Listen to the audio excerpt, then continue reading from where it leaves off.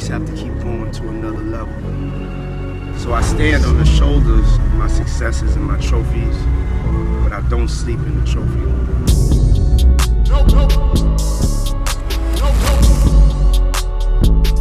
No sleep. What up? My name is Los Antonio. Welcome back to No Sleeping in the Trophy Room, the conversation fueled by motivation, experience, and truth. And I'm extremely excited to be joined by my guest tonight. This man right here is a legendary film and music video director. His work is undeniably a quintessential part of hip hop and Latino culture. I'm talking about the cinema giant, the one, the only, Jessy Terrero. How are you? Good. Jessy, thank you so much for taking the time to step into the trophy room tonight. Thanks for having me. I'm excited. Greatly appreciate it. So Jessy, you know, there's so many places we could start, but I want to start where it all started with you. I know that you represent Queens by way of the Bronx. Yes. Talk to me about some of the values that were instilled in you and some of the, just lessons that you learned early in life growing up in those areas. You know, for me, I grew up 2 blocks away from Yankee Stadium, 161st and Walton Avenue, and my father was a super of the building, right? So, what I learned was that nothing comes easy. Right, we were living in a very violent place, in a time in New York City where just things were rough on the Latinos and the African Americans in general, and I think for most immigrants, right? And my father and mother came here from the Dominican Republic in search of the American dream, and I just knew that if you wanted to get something in life, you had to work really hard, and that's what my father instilled in me, and there was no excuses, right? It was just hard work, and luck came by the hard work that you did. Absolutely. Yeah, I can relate. My dad, I watched my dad work in and out, watch late nights, early mornings.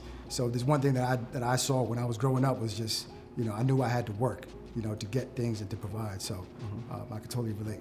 I want to ask you about your first camera. I saw that your mother gave you your first camera. Was she into cinematography as well? No, it's not that much. I tell that story, but what it was is when we moved to Jamaica, Queens, LL Cool J had a song out called The Bristol Hotel. I was like, where at Jamaica, Queens? Well, my mother was tired of living in the basement in the Bronx, so she wanted a house. So my father sort of saved up and bought a small house in Jamaica, Queens that needed to get sort of remodeled and fixed. And my father was more of a handyman, so he was gonna take his time to fix the house. And my father saw the neighborhood in the daytime. When the neighborhood shifted at night, it became a big, sort of hooker stroll. And that's why LL Cool J had that song about this hooker hotel, called the Bristol Hotel. And so at night, it just became this, not the nicest neighborhood. And my father worked nights, my mother worked in the day. So there was a moment in time where they kind of crossed paths. Right. So during that time, my mother used to always document our family vacations. Not that she had anything to do with cinema or film, but she didn't want us in the streets while none of them were home. So she gave us a camera to entertain ourselves. So she would just be like, hey, while I'm on my way home and your father's on the way to work, you guys can't be in the streets. Entertain yourselves, do something. So she allowed us to use the camera. It wasn't like she bought it for us. Right. And then we started making movies and we started doing, all different types of things, And luckily my brother Ulysses starred in all the movies, right? So every movie was Super Yuli on Elm Street. So since he was a star, somebody, we had to fall back and learn how to work the camera too. Right. We had come up with gags to fly him around the living room and do things. And, at that moment, nobody thought we were going to get into the film business. That wasn't an idea. Right. But, you realize, you start finding the love for things, and I think that was the moment we found the love for the camera. That's a beautiful story. That really is. Big shout out to your brother Ulysses. Yes. For sure. So fast forward to the moment when you were watching Video Music Box and you see a casting for a movie.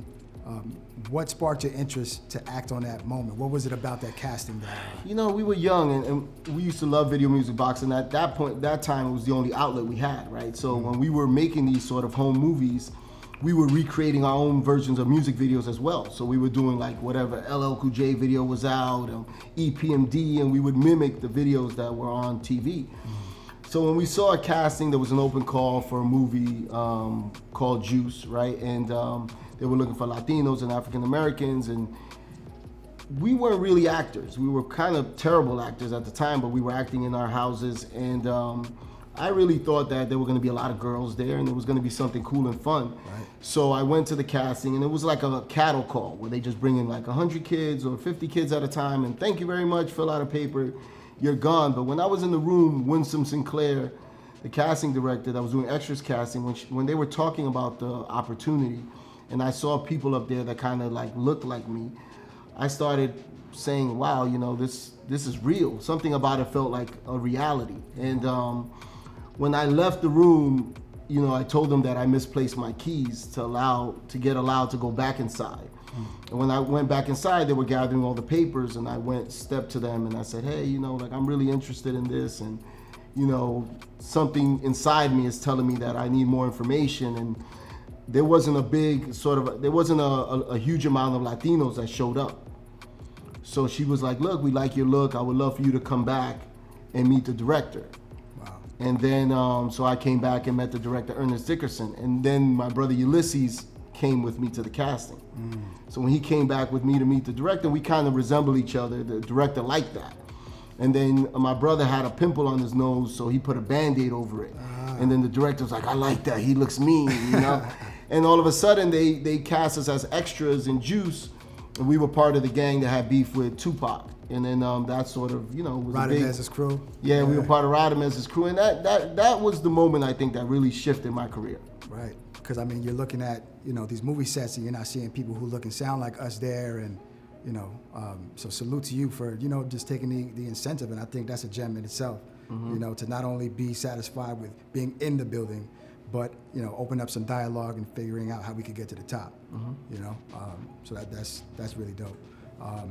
You know, just on the topic of Ulysses, your brother, your family-owned and operated business, TNT Casting. You know, I know that you guys represent, you know, filling in the void within the film industry for people who look and sound like us.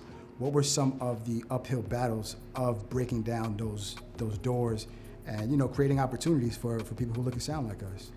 The big thing is that at that time, you know, I did an internship on a film called I Like It Like That. I interned with the producers, and my brother Ulysses interned in casting, right? So after that film, we started getting opportunities of work. So I would work on set and my brother would work in casting. Eventually that led to him starting his own casting company. And one of the things that was missing is it was Latinos, African Americans. They didn't exist in the Screen Actors Guild. There wasn't so many, right? So there were a lot of directors, a lot of people in that time that wanted things that felt authentic to New York, but there was already like a look or a perception that sort of Hollywood had on what we looked like. Right, so, and we were trying to change that. So we were trying to, every chance we got, to put in someone that really looked Puerto Rican or really looked Dominican or really felt like the culture that we felt in New York, so that it embodied who we were. Because as, you know, I studied theater, and as an actor, you were always disappointed on like the portrayal of Latinos that they had on screen. And when you walked into these auditions, the way they wanted you to sound. You know, they expected you to sound and feel like, you know, Al Pacino and Scarface. Right. And if you didn't have that look, if you didn't have that vibe, then you weren't Latino to them. You know, they didn't look at our culture with all the colors that it has. So, you know, my brother, you know, he was one of the pioneers in that. We always try to push that agenda to make, you know, to sort of create the opportunities for more people like us. Yeah, I have a quote here from you where you said, you know, I didn't want my career to be in the hands of other people where I have to hope that somebody thinks I look Latino enough. So, you know, I think that that speaks volumes to what you just said. Yeah, well, that's where we, you know, a friend of mine once told me, it was like, we need more people behind the camera.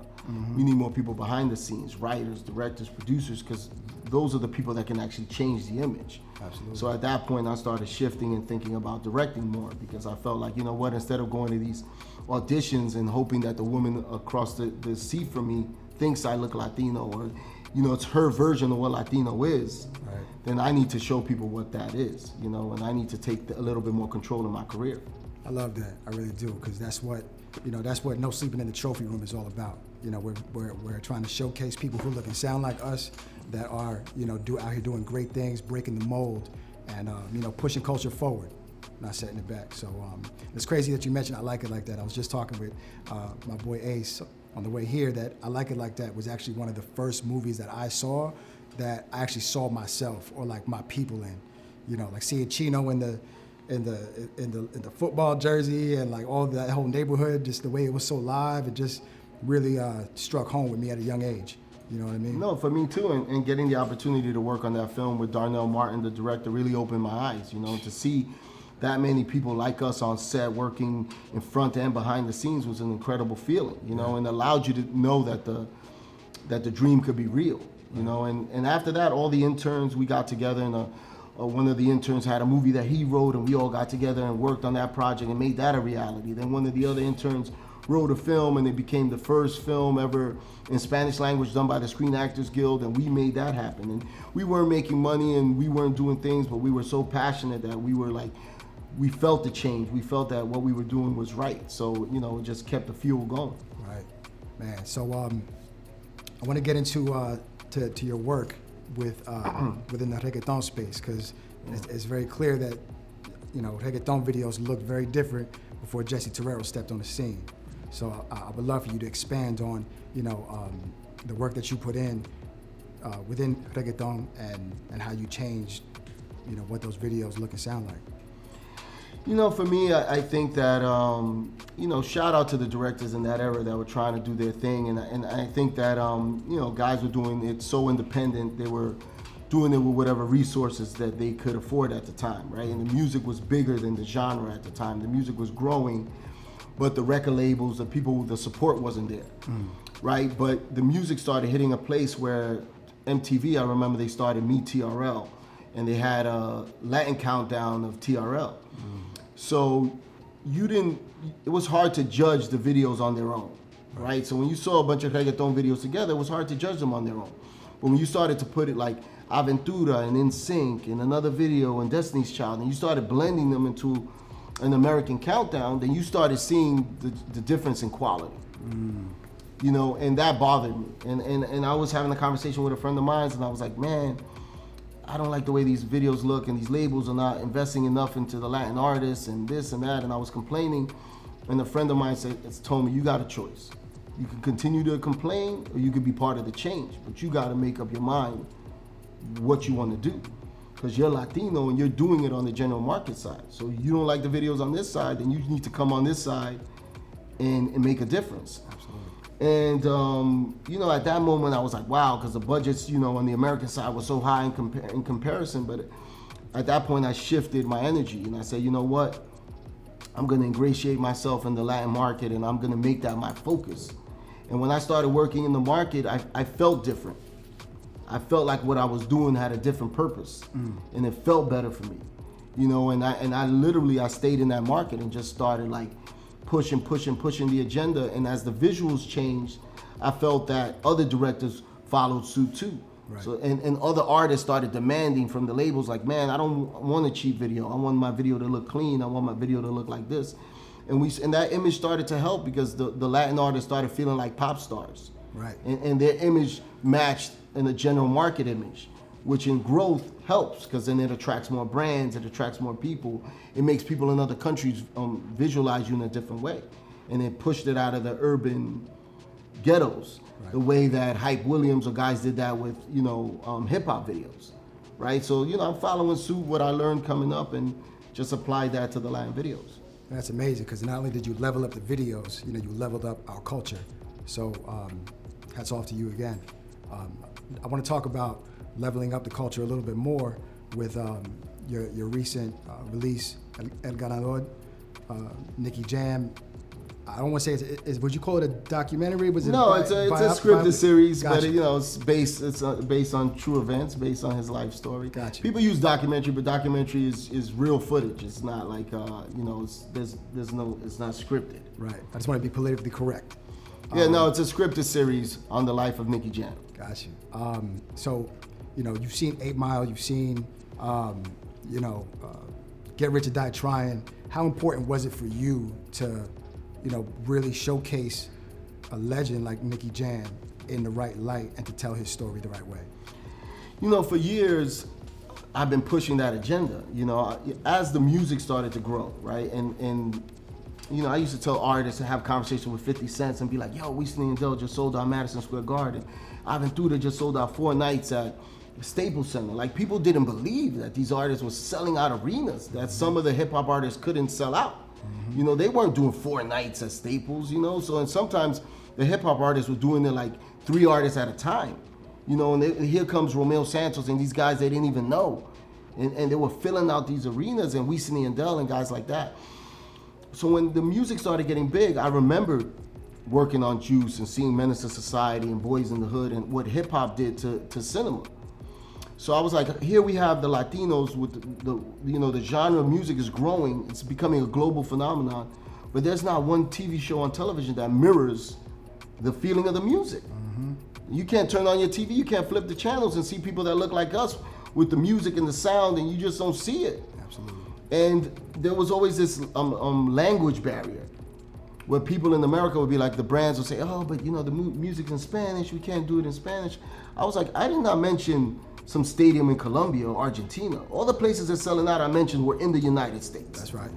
So they did 4 nights at Staples Center in the US. That means kids in the US are consuming Latin content. Same way they consume the music, they'll consume the content. But it was so hard to sell that to people, and I was trying for years, and working on a video with Nicky Jam, he started telling me his story, and I was like, wow. I was so compelled by the story that I said, hey, you know what, if you give me the opportunity to develop something around your life, I think I can sell it. And I did a video for 50 Cent called Many Men, and it told his story. And I remember hearing that, that was something that they used as a trailer almost for Get Rich or Die Trying. And they were like, okay, we want to do something with 50, M did 8 Mile. Look at this video, kind of gives you a vibe, right? So I told Nicky, I said, we could do the same thing. He had a song called El Ganador. I said, let's take that song. I want to shoot a music video. I'm going to use that because you tell your life story. I'm going to put you in, I'm going to make you a little heavier. I'm going to put the hair back on you. I'm going to do some things to be able to sell this idea. So then I took that music video and I took it to NAPTY, where you sell television, and I played it for Netflix in the room and sort of gave them my pitch. And next thing you know, El Ganador is a reality. And it looked like you guys were in Puerto Rico the entire time. Now, I would love for you to expand, because I love that story about how you guys shot in Mexico, but also... we shot 80% of the show in Mexico City. Wow. How hard was it, looking for, identifying places and location scouting? I think that everything I learned in the culture, everything I learned in the business, everything I learned as a director came full circle here, right? Because I traveled so much to Latin countries and shot so many different places, I knew what locations would unify us. So things that I would see in Mexico that could feel like they were anywhere else, or in Puerto Rico or whatever. So I was really particular on the locations I picked. It was hard because culturally the Mexicans and the Puerto Ricans are far apart in terms of look, right? So it's hard to have these big scenes with all these Mexican extras and make you feel like it was Puerto Rico. So I had to really design that properly, so that you didn't see and you'd be like, oh, that's not, they don't look Puerto Rican or whatever. So we shot 80% of it, I would say 70-80% in Mexico. We shot in Medellin, we shot in New York City, we shot Puerto Rico. So when they walk down the street in Puerto Rico and they open the door, when they walk inside the room, that room is in Mexico. When they walk outside the steps, that steps could be in Mexico. When they walk outside the back, you're back in Puerto Rico. So I had to design the 13 episodes in my mind to work that way, so that you're kind of not sure where you're at, but when we put it out, everybody thought we shot in Puerto Rico, and it was amazing. And we made sure the casting was super authentic. Absolutely. And that's where my brother Ulysses came back in too, and found me Dark Yell, found me certain actors that really gave it that turn. Yeah, I mean, I couldn't tell the difference at all. I thought I was in Puerto Rico the entire time. But see, that's movie magic. But I think that also is a testament to where we come from, where we're very resourceful people, and we know how to do more with less, and we also go into things very strategic. So again, I just think that's a testament to our upbringing, your upbringing. Yeah, it was tough. It wasn't like we had the biggest budget to work with, and it was a testing ground. It was like I had no data to show anybody that it would work. Oh, there's another show like this out. No, there's not. So what am I gonna show? So we had to take what we could get. we were excited that Netflix believed and was willing to take the chance, you know. And we had to do what we could with what we had, and if shooting in Mexico was the only way we were going to pull it off, then we shot in Mexico. And you know, I applaud the crew in Mexico, incredible crew in Mexico that sort of held me down, and some of them carried along with me to Medellin and Puerto Rico. So you know, everybody put their heart into it, and we made it happen. Absolutely. So Jessy, you know, this is no sleeping in the trophy room. This conversation, this show is all about motivation, experience, and truth. What are some power plays that you could share? When I say power plays, I mean just gems, some advice for anybody at home who's going to watch this, that's aspiring to be a movie director just like you know, but doesn't really know how to get in the door. You know, what are some gems that you could share with somebody? You know, I think that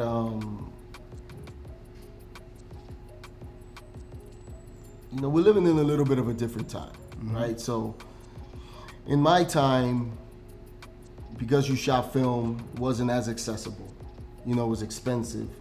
You know, there was a process. You know, we interned, I got people coffee, you know, did whatever I could, sweep the floor, did lockdown a block away, you know, told people they couldn't walk down the street. I did everything I had to do, and it was a process of many years until I got the opportunity to be able to either direct or write or even get in a position to pitch. But that never stopped me because I knew there was a process. So I enjoyed the process. I put in the work. Nowadays, kids pick up a camera, and because of the digital era, they can just say they're a director.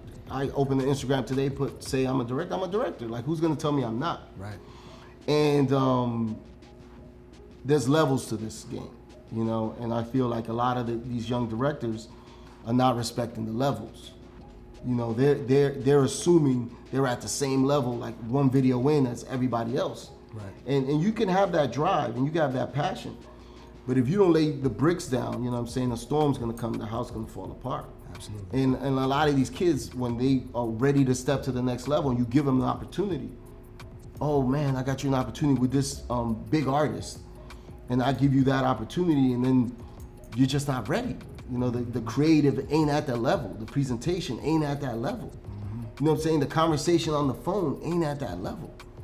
You know what I'm saying? You can't be doing a bunch of young music videos with you and your friends where they treat you like God and then get on the phone with 50 Cent or get on the phone with Jennifer Lopez, who's worked with the best in the business. Like, you know, sometimes, like, you know, you gotta value the journey, you know, and a lot of kids right now are not valuing the journey. You know, they want everything so fast and so instant. Everything's instant. Everything's instant, and I feel like it's hurting a lot of people in their career. Now, granted, there's kids that are like got their heads on straight and are focused and passionate about the career and gonna get there. You know, but there's, you know, a lot of kids that I meet that I try to help, but you know, this social media's got their mind, you know, thinking that everything happens like that. Right. Now, you definitely can't skip no steps in the journey. You know, you skip a step, you skip a lesson. And you need everyone on the way as you ascend to the top. Yeah, and then look, in another profession, if you were studying medicine and you wanted to be a surgeon, you don't just jump into it like, you know, oh, you know, I'm ready to operate on you. No, it doesn't work like that. There's a process you have to go through. So yes, you can shoot a lot of things. You got to ask yourself what level you want to get to. That's why I asked my directors, said, what do you want to do? Because you want to be a filmmaker. Music video gives you a lot of experience. It doesn't teach you nothing about being a filmmaker. Absolutely. Doesn't teach you nothing about television. Doesn't teach you nothing about making movies. You know, it's like you're running. It's like different things in if you're doing the track meet. You know, like you're sprinting over here, and it's a marathon over here. And the process and the mentality you need to do to run the marathon is not the same for a 100-yard dash. That's a fact. You know, a lot of people could just run a 100-yard dash, but you need discipline to run the marathon, right? Yeah. So a lot of people don't understand. They think they could just jump from one place to the next. And yes, there's one needle in the haystack. Right. That can do it. Right. And if you're like betting your whole life that you're that needle in the haystack, then all power to you. Right. Know? No, I think, and I think that's synonymous with something that you said earlier, where you know, your past experience still applies to some of the things that you're doing right now. So everything that you did back then is just a byproduct of what you're doing right now. You know, or what you're doing right now is a byproduct of what you did back then. You know. So, Jessy, we also have another segment on the show called Picture Me Rolling.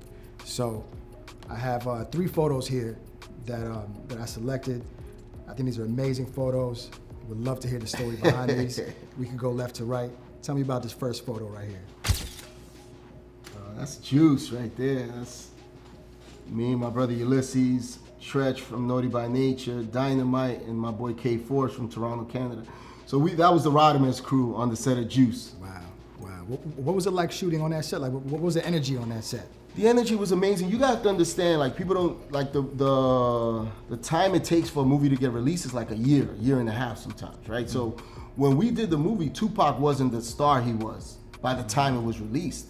He had one song on the Digital Underground record. Wow. When I'm coming around and I'm jumping around with the underground girls. That's right. He was dancing. Yeah, he came out in like the African garbs or whatever. Yeah. Like that's what he had. Like he wasn't the guy that had the songs out by the time Juice came out, right? Then he started releasing records. So we saw him go from like Tresh saying, hey, let's go ice skate in East Orange, and we're in East Orange ice skating, to like Tresh dropping OPP. To going, whoa, then Tresh is out of here. Right, and then Pac's dropping records, and Brenda got a baby, and these things are coming out. You're like, oh, what, you know? So all this was happening, you know what I mean? And you got to feel that success, right? So that was a special time, and you know, I remember going to meet Pac for a show, and him not, you know, going up to the show, and he was late, and he was like, yo, you know what? I want you to give love to my man, the Notorious B.I.G., and he brought Biggie Smalls up. And it was the first time that I saw Biggie Smalls, and all Biggie had was the Party and Bullshit record, right? Mm-hmm. And so, you know, it was history for me that whole time, but it wasn't, it was starting to happen, right? So Pac's success was starting to happen. You know, Tretch, you know, Juice was like a very comfortable set. It felt like you were on your block, and you know, Omar Epps and all these young kids that were just out of the School of Performing Arts. Nobody was a diva. Samuel Jackson was the guy that ran the store. He wasn't a star yet, you know what I mean? It was for me one of the best experiences. And when you start seeing everybody just progressing like that, you know, how did that make you feel? Did that energize your hustle? Yeah, you know what? You know, I've never been a hater like that. Word up. You know what I'm trying to say? You know, I've never been a hater like that, and I get empowered by that, right? You get empowered by that. So you see it as, I wasn't rapping like Pac, and so you know, I don't look at my life in other people's lives. You know, I know that I have my path, right? So when I see things like that happen, I get inspired, because I'm like, wow, it just puts me that much closer to it. Absolutely. It lets me understand that, you know, people can get there, you know, and I've always found my success and been happy with my success. You know, and I always tell people, like, you know, that's what I tell a lot of young kids, you gotta be happy with your success and where you're at, because everybody's success comes different.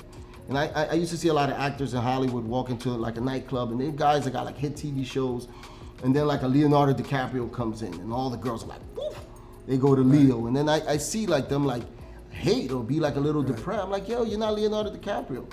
You should be happy. You're making a shitload of money on television. Like, you know what I'm trying to say? But you want to be him. Right. And he's him. He already filled that slot. Right. But there's so many people in Hollywood that are unhappy because they want to be Jennifer Lopez. It's like, yes, every girl's not going to be Jennifer Lopez.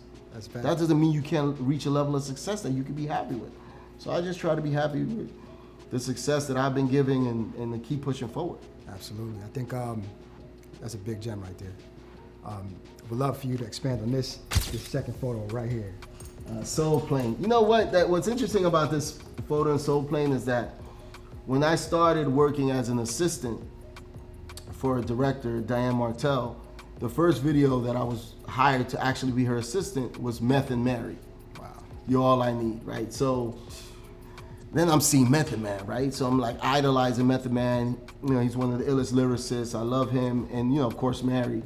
And then, you know, years later, to come full circle, my first film, to have the opportunity to work with Method Man, right? And then RZA, he did the score for Soul Plane, right? So now I got RZA, I got Method Man. So these are all guys that I used to see in the nightclubs, right? And they were gonna do an interview for me on Soul Plane, and one of the urban channels, and I was like, wow, you know, there's no Latin characters in Soul Plane. So I started working on writing some characters in, because we were doing rewrites. So I wrote these two Spanish kids that were like baggage handlers that snuck onto the plane with the baggage because they were trying to get to the next destination. And then I wrote this stewardess girl that was Latin. the MGM decided not to go with the 2 kids. So they were like, no, we don't like those characters, so they didn't let me add them for financial reasons and other things. And then they were like, but we'll like the hot Latina. I mean, it was, of course, for them, it was easier, you know? Yeah. So I was like, all right, cool. So my brother Ulysses did the casting with Sheila Jaffe, this huge casting director that came on board to support us on the project. And they were like, what's the girl look like, right? So I knew who Sofia Vergara was because I saw her in commercials and stuff. So I was like, oh, she's a Sofia Vergara type. So then Sofia, like I went to the casting, to the director's call, and then here comes Sofia Vergara. It was one line. So I was like, wow, that's Sofia Vergara. And she was like, she just, you know, she wanted to make her break in American cinema. She hasn't done an American project, so she came to do the one line. Wow. So I was like, wow, Sofia, you want to be in the movie? Because if you want to be in the movie, that'll give me an excuse, and I'll write you in the entire movie. So from that moment on, I just kept writing until Sofia became one of the stars of the film. Wow. And then she's on the poster. She became one of the stars. So for that, you know, it's beautiful because I feel proud that I was able to add the Latino character and bring her on the journey. And she was incredible to work with. And the best. So, you know, and to see Meth and Kevin Hart and see the success of where these artists have gone and these actors have gone is incredible to me. That's beautiful, and you're right. You know, this movie, you know, spawned a lot of careers, a lot of superstars that that we know and love today. That's really dope. Talk to me about this photo right here with you and Robert De Niro. You know, as much as I'm positive, and you know, one has to be confident to be a director and be in my position. Mm-hmm. I didn't see it. You know, like. Me working with Robert De Niro, I just didn't see it. It was never part of like where I thought I was going. Mm-hmm. You know, and it's not that I didn't think I was gonna get to that level. I just didn't see myself working with Robert De Niro. I'm just, you know, he works with a limited amount of directors, and I got this opportunity where we were working on a film project with 50, right? So 50 was my biggest client in terms of music video. I did 25 videos with Fifth, and when Fifth was shifting into film, we worked on the project together with him and Val Kilmer, and that sort of led to this project, right? Okay. So that project was successful. Financiers were happy. 50 was like, yo, get a tuxedo. We're gonna go to the Golden Globes. We're gonna go look for the actor of our next project. Wow. So we were searching for Robert De Niro, somebody to bump into. What a place to go scouting. Exactly. So we went to a bunch of parties, and then ended up not seeing any of the actors we wanted. And then originally, we started talking to another actor. And De Niro wasn't available. And the movie kept pushing in terms of dates. So once we pushed a certain position, they were like, you know what, now that we pushed to new dates, De Niro is actually available. Right. But he won't sign on until he talks to the director. Like, he read the script, he's into it, but he needs to talk to the director one-on-one before he signs off. So they were like, you gotta go close De Niro. So I was like, I gotta go close to De Niro. It's like, if he doesn't like you, he's not gonna do the movie. Right. So I'm like, what kind of pressure is that? You know, so I was in New Orleans because we were prepping, so I flew to New York, and I was like running around, I didn't know how to dress. I'm like, you know, if I wear a suit, he's gonna be like, yo, this guy don't wear suits. Right. If I go too urban, it might not be a good look. So I was like, maybe I'll buy a blazer at J. Crew and get some nice sneakers to put on so he knows I'm kind of hip, but you know, I try to dress up for him. I was like battling that all day. And they had me on hold for hours, which made it worse. Oh, so I'm like all day just waiting. And then I finally get the call to go meet with him. What'd you go with? What was the fit? I went with the blazer and like a dress shirt, but kind of open, and some cool sneakers and jeans. I try to keep it casual. Big business cool. cash. Yeah. So I go to his office. I remember it was the weekend. It was a Sunday. So I go to his office and in Tribeca, and there were like 2 security guards there, African American security guards, and I was like, hey, I'm here to see Mr. De Niro. And they started laughing, like, you're not here to see, get out of here, you know? And he's not even here, it's Sunday, you know? So they were like, get out of here. So I was like, you know what, I know he's on his way in. Right. So, you know, I think, you know, you might have missed the assistant, might already be upstairs, you should call upstairs. And, you know, it took everything in me, because now they're like breaking my confidence. Right. And they called the assistant, so they finally let me up. And you know, I talked to him one-on-one, and it was crazy because, you know, I was sitting across from him, and you felt like the camera was like zooming in when he's talking. I mean, it's De Niro's, like, you know like what I mean? Replaying the scenes and stuff, like. But you know what? He knew that I was nervous. Right. And I felt he helped break the ice. He was like, where are you from? You're Dominican, blah, blah, blah. And he's a New Yorker, so he broke the ice, and we started talking about other things. Then we circled back on the movie, and then once we started talking about the film, he's a director too. you know, everything went really well, and then, you know, he told me he would give me an answer right away, and then he came and did the film, and, you know, I can only say amazing things. You know, I think that for me, he was super open, super helpful. He would call me all the time. We would have a lot of dialogue. Wow. And, you know, he was giving, you know, and on set it was hard because, like, I would want to say stuff, and I would get off the chair, then I would sit down. Because I'm like, what am I going to tell De Niro? Like, give him direction. Right. And then he would see it, and he'd be like, Jessy, get over here. So what do you want to say? And I'm like, well, you know, if I was you, I would try it maybe this way. And he was like, that's good, I'll try that. You know? Yeah, I would so imagine. he let me build the confidence to be able to talk to him. But, you know, he was great, man. Him and Forrest Whitaker on that project were incredible. Man, that's an amazing story. I would imagine it's a little nerve-wracking to throw, you know, Robert De Niro some directive. You know? Yeah, but he's a director as well. It's what people don't understand, right? Yeah. So you got a guy who's a director too, not just an actor. Work with the best, direct. So he's looking at your camera, he's looking at your setups. He's like trying to understand what the master is and where, you know, so he knows how to better play it and what the action and why I'm moving the camera. What am I trying to say? It's not your normal actor conversation when they sit in the chair and you kind of let them go. Right. So I want to get into Bravas. Your latest release, which is amazing, by the way. Thank you. I binge watched it within the same 24 hours. I pressed play. So that story is about three friends, two artists that, you know, come from humble beginnings, and you know, they're chasing their dreams to you know, to the top. How important was it for you to tell that story? You know, there's so many different verticals. It's nightlife. It's the reggaeton music. It's you know, it's just, I feel like there's so many stories within the story. But how important was it for you to showcase women ascending to the top? you know, for me, I have two daughters, right? So, you know, as you know, you look at your work and you look at your kids and you say, okay, how is my work gonna reflect on them, right? And one of my daughters is in Nicky Jam, right? She plays Nicky Jam's little sister in El Ganador, right? So my kids, they're accustomed to being on set, right? So they know what their father does. They're accustomed to being on set. The little one is in Maluma's Hawaii. You know, she's like the flower girl. So, you know, they don't get nervous. They know, you know, they're accustomed to it. But as I was doing research on Nicky Jam, you know, you realize, you start going through the artists and you see like Evie Queen, and then you see like a gap. And you're just like, whoa, what happened all these years? There was never another female in that genre that hit the level of success that Evie hit. And you're talking about a genre where 70% of the audience might be female in the beginning, right? But they're not supporting another female, right? So that was always, for me, like, okay, there's something to explore there, right? So there's a lack of content for women in that space, right? So I always like to go where people are not going, where there's an opportunity, right? So YouTube, I had a conversation with YouTube during the process of me selling them the Maluma project. And I did a documentary on Maluma's life with them, and they were saying, what do you want to do next? Like, I know you're doing Nicki, what do you want to do next? And I said, I would love to explore the point of view of females in the world of reggaeton.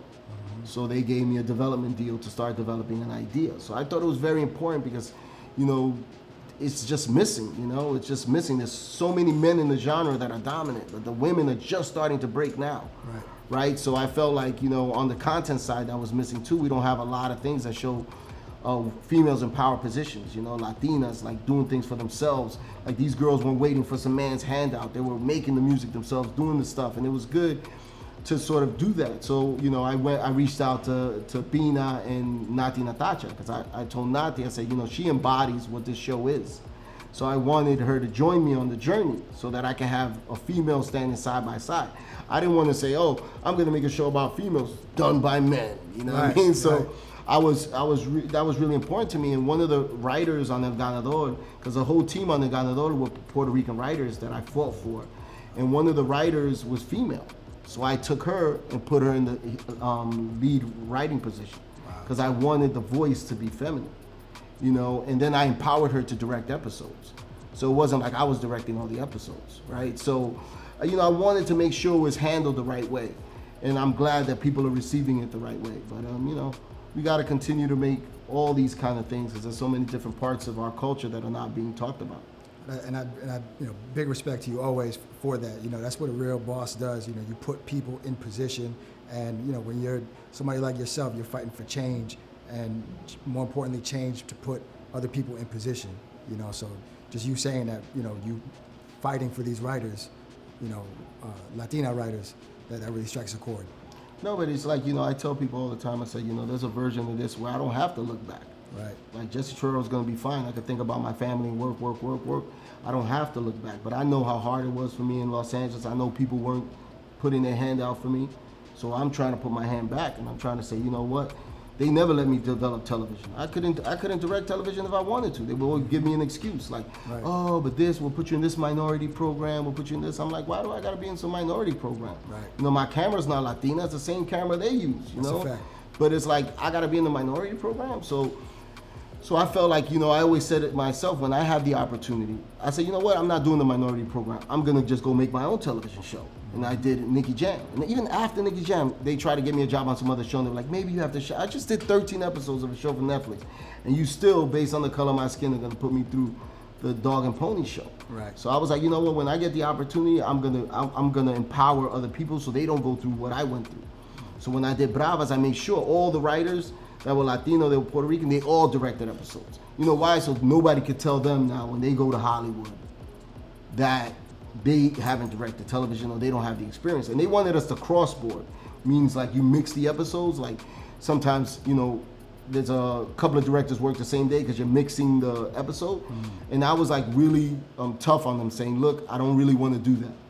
Because if we do that, they're gonna give me all the credit. I want these episodes separated. If it costs me a little bit more money, I want it separated. So she has her episodes, he has his episodes.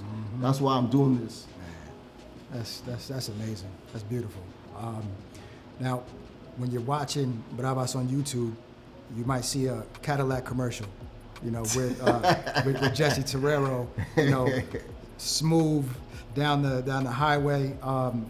Amazing commercial, and I love the message in it. You said, never stop showing up, never stop creating like it's your last shot. Can you talk to me a little bit about the commercial and just that message?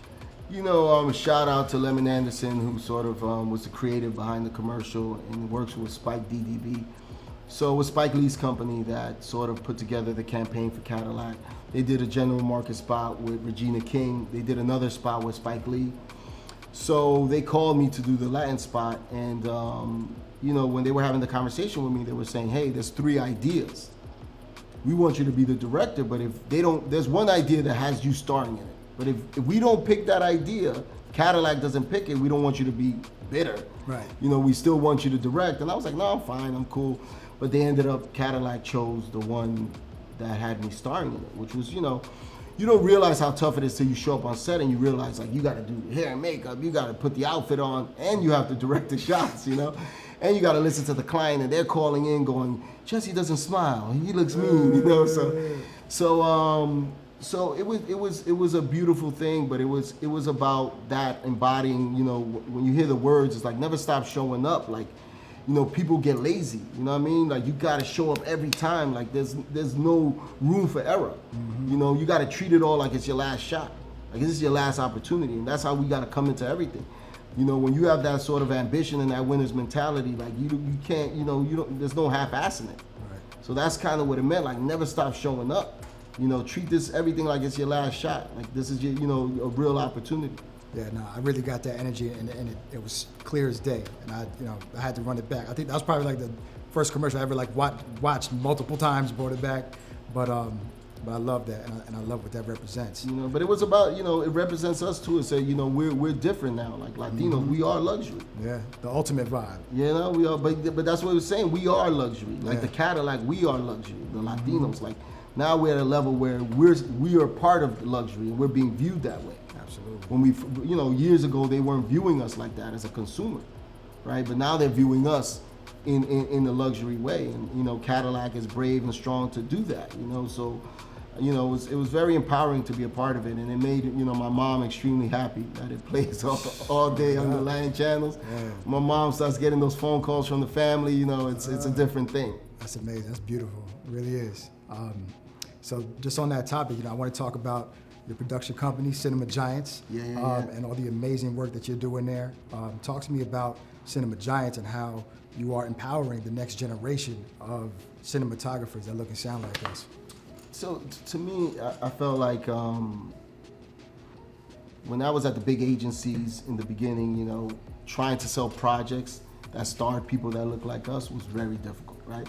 So it was always my agenda. When I started working in the Latin market, the budgets in the general market was so big that the production companies I was at, even though they supported it, they weren't passionate about it. Because they're like, oh man, Jesse's shifting. It's like we're losing money.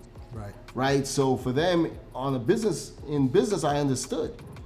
So I felt like at that time, if I wanted to do this and I wanted to really be passionate about it, I needed to start my own company that fully supported my vision, how crazy it was and all my dreams. So I started Cinema Giants, you know. So one day I was like hiking and you know, I was upset about some of the treatment in Hollywood, how people treat you, how even racism when it comes to like, you know, the economics of it, you know, where they'll like pay somebody in the general market something, and then because you're in the Latin market, they, you know, the budget's different. Right. You know, but you know, your audience is bigger, but you know, they already have this thing in their mind where, you know, they pay us less. Like, oh, I mean, that's a lot of money for Jessy, you know? Yeah, burns You me know? up, man. Burns me So, up. so you know, I was upset, man, and I was always kind of like, you know, the little guy, you know what I mean, getting bumped around in this town, and I said, you know what, I was in my mind, I said, one day I'm gonna stomp through here like a giant. I'm gonna come through him hard. And like, they ain't gonna know what hit him, and I was like, you know what, because, you know, blah, blah, blah, and then Cinema Giants kind of came to mind, and automatically I'm like, looking, does anybody own it? Well, I'm buying everything during my hike, you know? And that's where Cinema Giants came, you know? Like, we're Cinema Giants, you know? Like, I'm not gonna let people think that I'm small or I'm this, like, you know? We're coming into your world, so, but, you know, when it comes to this, we're giants, you know? So, and that's it, you know? And I felt like I wanted to build a team, and everybody sends me stuff when they're like, oh, they're looking for directors or whatever. And I'm like, yeah, I look for directors, but the director that's like gonna be hot is already hot. You know what I mean? Because nothing's gonna stop him. Like, you know what I mean? When you have that kind of level of ambition, nothing's gonna stop you. So there's a lot of directors like that, and you can talk to most of them. I talk to most of the directors. Like, they call me for advice, or I always lend an ear. And sometimes I talk to these younger directors, and if I see they want to be on a certain path, I offer the opportunity to be with Cinema Giants. If I feel they're like-minded and they see the world the way I see it, and they're willing to put in the work. And I'm trying to open the doors for them so that they can transition, and I can be that bridge from music videos to movies to television. You know, because, you know, music videos is like, you know, being in high school in a way, right? It's fun, it's cool, you like, you know, you're the cool cat, you know, they invite you to all the nightclubs, but then it's like, you gotta at some point step into the real world. Right. No, It's, you know, it's a different game, and a lot of them don't understand that transition, so I'm trying to help them make that transition. And it's super important because, you know, when you're on the come up, the biggest thing that you could ask for is an opportunity and also some information to learn. And I feel like, you know, Cinema Giants and what you're doing represent that. And that's something that is really needed right now, and something that we didn't have when we were coming up, you know? Yeah, I mean, you know, my cousin used to tell me all the time, like, who are your mentors, who are this? You know, sometimes in our culture, we're not looking for mentors, we're not looking for people. But we also came from you know, this dog-eat-dog kind of mentality where people want to hoard information. They don't want to tell you nothing, you know, and it's like, you know, I give it all away. Yeah. Because I was like, the real trick is in my mind. I'm not giving you that. Right. You know what I mean? It's how you put it all together, you know? So it's like, I'm not giving you that, but I'll show you all the tools, I'll give you all the tricks. Absolutely. But that's not gonna get you to the same place that I got. You know, there's so much more to it. So if I can help in any sort of way, I try to give as much advice as I can. Yeah. And that's really the foundation of No Sleeping in the Trophy Room as well. You know, this whole show was really founded on the conversations that I was having with creatives, entrepreneurs, thought leaders who look and sound like us, but we were like really in it, so we didn't really have time to like really tell the stories. And I'm like, yo, we gotta figure out a way to share this information so we can pass it along, you know? And you know, it's so important to me, and I'm glad it's important to you to share that information to empower the next generation. We have to. I mean, we've been given a gift and a blessing. We gotta pass it back. You know, Yeah. it's only right. Really is. So Jessy, how we like to end these interviews here at No Sleeping in the Trophy Room, we like to ask you for your champion's mantra. Really a ritual, a saying, something that you wake up to, live by, that just, reminds you of why you get up and do what you do? I mean, for me, I'm pure passion. I'm passionate about everything I do. I don't do anything for the money. And artists will tell you, if they send me a song and I don't like it, I don't do the video. Because you shouldn't want somebody that doesn't like your song spending 14 hours shooting your video, because you're not gonna get the premium level that you deserve. So I try to listen to my gut, stick to my gut, do the things that represent who I am. Discipline, for me, is a big thing. It's a lot of us. It's a tough thing to have discipline, especially in this world clouded by so much noise. So to me, it's like, discipline is where I try to focus a lot of my energy and be disciplined in what I'm trying to do, and make sure that I'm clear on the goals that I'm trying to reach. Because sometimes we're just working, we're like a hamster in a wheel. We're just running, but we're not going anywhere. And you really need to know where you want to be, where you're headed. And it's fine. It doesn't have to be in 5 years. It could be in 6 months, and then another 6 months. And you can work it at your own pace. But definitely run your own race. That's what I always tell people. You gotta run your own race. Stop worried about what everybody's doing. Everybody's life looks glamorous on Instagram. People live so much better than me on Instagram that I know don't have the money I have. Right. But their lives look better on Instagram. That's fun. Mm-hmm. Let them have fun, Don't get caught up in that. Absolutely. Run your race, be focused, stay disciplined. Words to live by, people. Jessy Terrero, I want to thank you so much for taking the time to step into the thank trophy you. room. I look forward to everything that you're about to do. Thank you, Jessy. Thank you very much. Appreciate it. Thank you.